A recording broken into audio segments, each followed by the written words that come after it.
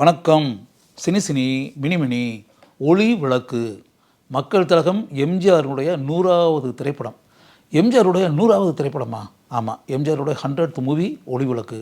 இந்த படத்தை தயாரித்த நிறுவனம் புகழ்பெற்ற நிறுவனமான ஜெமினி ஸ்டுடியோஸ். எஸ் வாசன் அவர் தான் இந்த படத்தினுடைய தயாரிப்பாளர். இந்த படத்தை இயக்கியவர் சாணக்கியா. இந்த படத்தில் எம்ஜிஆர் கதாநாயகனாக நடிக்க கதாநாயகியாக நடித்தவர் கலைச்செல்வி ஜெயலலிதா. படம் முழுக்க வரக்கூடிய முக்கிய கதாபாத்திரத்தில் நடித்தவர் சவுகார் ஜானகி. மிகப்பெரிய அளவில் வெற்றி பெற்ற திரைப்படம் ஒளி விளக்கு. இந்த படத்திற்கு இசையமைத்தவர் மெல்லிசை மன்னர் MS விஸ்வநாதன். இந்த படத்தில் இடம்பெற்ற அனைத்து பாடல்களையும் எழுதியவர் கவிஞர் வாலி. இதில் என்ன குறிப்பிடத்தகுந்த விஷயம் அப்படின்னா, இந்த படத்தில் ஒரு பாடல் காட்சி, அதுவுமே உங்களுக்கு தெரியுமா? தைரியமாக சொல் நீ மனிதன் தானா அப்படின்னு ஒரு பாட்டு இருக்கும். TM சௌந்தரராஜன் பாடி எம்ஜிஆர் வாயசைத்து நடித்து அப்படின்னு இருக்கும். அந்த கதாபாத்திரத்தின்படி எம்ஜிஆர் மது அருந்தணும், தண்ணி அடிக்கணும், சரக்கு அடிக்கணும், அடிச்சுட்டு நடிக்கணும். எம்ஜிஆர் எப்படி நடிப்பார்? எம்ஜிஆர் படத்தில் புகைப்பிடிக்கிற மாதிரி காட்சியே வராது, மது அருந்துகிற மாதிரி காட்சியே வராது, குடிகாரனாக வர மாதிரி காட்சி வராது, மதுவை சுவைப்பதை போல காட்சி வராது. எம்ஜிஆருடைய கொள்கை அப்படின்றது நமக்கு எல்லாருக்குமே தெரியும்ல. அப்போ எம்ஜிஆர் சொல்கிறாரு, எப்படிங்க அது, இந்த கதாபாத்திரம் அப்படின்றது ஒரு பக்கம் இருக்கட்டும், இருந்தாலும் ஏன் படத்தில் போய் மது அருந்துறது மாதிரி காட்சியா? அது நான் நடிக்க முடியாதுன்றது ஒன்று, என்னுடைய ஆடியன்ஸ் அதை ஏற்றுக்கிற மாட்டாங்கன்றது ஒன்று. மக்கள் ஏற்றுக்கிற மாட்டாங்க. நான் மது அருந்துகிற மாதிரி காட்சி வந்தாலே மக்கள் ஏற்றுக்கிற மாட்டாங்க. எனக்கும் பழக்கம் இல்லை, நான் படத்துலேயும் அப்படிப்பட்ட காட்சிகளில் நடிக்க மாட்டேன், நடித்தது இல்லை அப்படின்ற மாதிரி எம்ஜிஆர் எவ்வளோ வலியுறுத்தி பார்க்குறாரு. அந்த தயாரிப்பாளர் SS வாசனும் படத்தினுடைய இயக்குனர் சாணக்கியாவும் ஒரு பிடிவாதமாக இருக்காங்க. இது எப்படி நீங்கள் சொன்னீங்கன்னா, இப்படி இது பூல் அவுர் பத்தார் அப்படின்னு சொல்லிட்டு ஒரு ஹிந்தி படத்தினுடைய ரீமேக்கு. ஹிந்தி படத்தில் இந்த காட்சி இடம்பெற்று அங்கே பெரிய அளவில் மக்களால் வரவேற்கப்பட்ட பாடல் காட்சி அது. நம்ம அந்த படத்தில் அந்த பாடல்கள் காட்சி இல்லாமல் அப்படின்னு வைக்க முடியாது. தண்ணி அடிக்கிற மாதிரி அந்த கதாபாத்திரம் தண்ணி அடித்து தான் ஆகணும், வேறு வழி இல்லை அப்படின்ற மாதிரி எம்ஜிஆர் ரொம்ப வற்புறுத்துகிறாங்க, பிடிவாதமாக சொல்கிறாங்க. நீங்கள் யோசிச்சு பாருங்கள், நடித்து தான் ஆகணும் அப்படின்னு. எம்ஜிஆருக்கு ஒன்றுமே புரியலை. என்னையா இது, படத்தை தயாரிக்கிற தயாரிப்பாளர் SS வாசன்னா சும்மா சாதாரணால, ஒரு மிகப்பெரிய ஸ்டுடியோ ஓனர், மிகப்பெரிய நட்சத்திர தயாரிப்பாளர். சாணக்கியான்றவர் தெலுங்குலையெல்லாம் மிகப்பெரிய வெற்றி படங்களையெல்லாம் இயக்கிய ஒரு டைரக்டர், தமிழ்லேயும் வெற்றி படங்கள்லாம் இயக்கியவர். இப்படிப்பட்ட ஆட்கள் சொல்லும்போது நம்ம சொன்னதை சொன்னோன்றது ஒரு பக்கம் இருக்கட்டும், அவங்க பிடிவாதமாக இது வேணுன்றாங்க. அன்பு கட்டளை, அன்பு வேண்டுகோள், கெஞ்சுறாங்க, ரிக்வெஸ்ட் பண்ணுறாங்க, வேண்டுகோள் வைக்கிறாங்க. என்ன பண்ணுறது அப்படின்போது வாலி, கவிஞர் வாலியை கூப்பிட்டு எம்ஜிஆர் கேட்குறாரு, இப்படிப்பட்ட இதில் சொல்கிறாங்க, என்ன செய்யலாம், இது பாடல் காட்சி அப்படின்னு. அப்போ கவிஞர் வாலி தான் ஒரு ஐடியா கொடுக்குறாரு, ஒன்று செய்யுங்க. அவங்க அந்த டைரக்டர் ப்ரொடியூசர்னு ஒரு இது சொல்கிறாங்க, நீங்கள் தண்ணி அடிக்கிறது மாதிரி நடிக்கிறது தானே தப்புன்னு சொல்கிறீங்க, உங்கள் கொள்கைக்கு எதிரானதுன்னு சொல்கிறீங்க. நம்ம இதை நீங்கள் தண்ணி அடிக்கிற காட்சியவே இது பண்ணி வேறு மாதிரி அது தப்புன்ற மாதிரி நம்ம எதாவது சொல்கிற மாதிரி நம்ம எதாவது பண்ணுவோன்ற மாதிரி எதாவது சொல்கிறாங்க.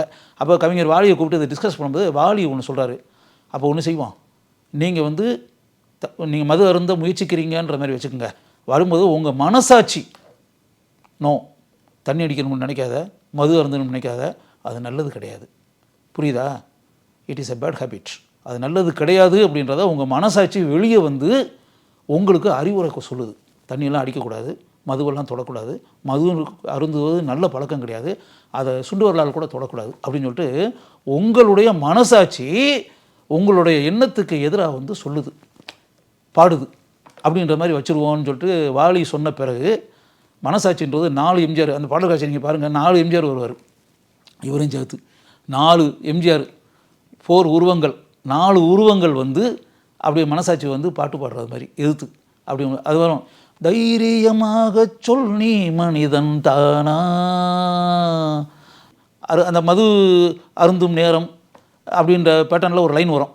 அது வரும்போது அந்த மது அருந்தும் நேரத்தில், அந்த மது அருந்தக்கூடிய நேரத்தில் நீ மிருகம், நீதான் ஒரு மிருகம், இந்த மதுவில் விழும் நேரம், இந்த மதுவில் விழும் நேரம், அந்த நேரத்தில் நீ ஒரு மிருகம். யோசிச்சு பாருங்கள், இந்த மதுவில் விழும் நேரம் அப்படின்னு சொல்லிட்டு அந்த நேரத்தில் நீ ஒரு மிருகம், நீ மனிதன் அல்ல. வாலி எழுதிய அற்புதமான வரிகள். அப்போ யோசிச்சு பார்த்தீங்கன்னா, அதை எம்ஜிஆர் வந்து எந்த அளவிற்கு தன் கொள்கையில் பிடிவாதமாக இருந்திருக்கிறார்ன்றது ஒன்று. அப்போ இந்த மது அருந்தக்கூடிய காட்சி it is a must. But அதே நேரத்தில் மது அருந்துவதற்கு எதிராகவும் படத்தில் காட்சி இடம்பெற வேண்டும் அப்படின்றத எம்ஜிஆர் எந்த அளவுக்கு ஒரு முழுமையான அக்கறை செலுத்தி இருக்கிறார் அப்படின்ற பாருங்க.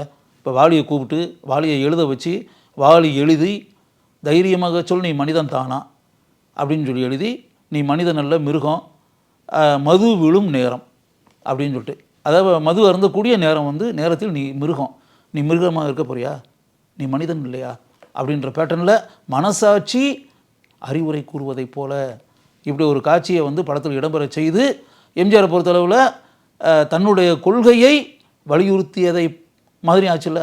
அவர் என்ன நினைக்கிறாரோ அவரை பொறுத்தளவில் தண்ணி அடிக்கிறது, மது அருந்துறது மோசமான பழக்கம், கெட்ட பழக்கம், மது அருந்தக்கூடாது அப்படின்றதான் அவருடைய கொள்கை. அப்போ எம்ஜிஆராக மனசாட்சியாக வரக்கூடிய எம்ஜிஆர் வந்து அந்த மது அருந்தக்கூடிய நேரம் இருக்கு இல்லையா, அந்த இடத்தில் நீ மிருகம் அப்படின்னு சொல்லிட்டு எம்ஜிஆருடைய மனசாட்சியே எம்ஜிஆரை பார்த்து பாடுவதைப் போல இப்படிப்பட்ட ஒரு புத்திசாலித்தனமான காட்சியை படத்தில் இடம்பெற செய்து வாலியை அதற்கேற்ற மாதிரி பொருத்தமான வரிகளை எழுதும்படி செய்து அதை அற்புதமாக டிஎம் சௌந்தரராஜன் பாடியிருந்தார்.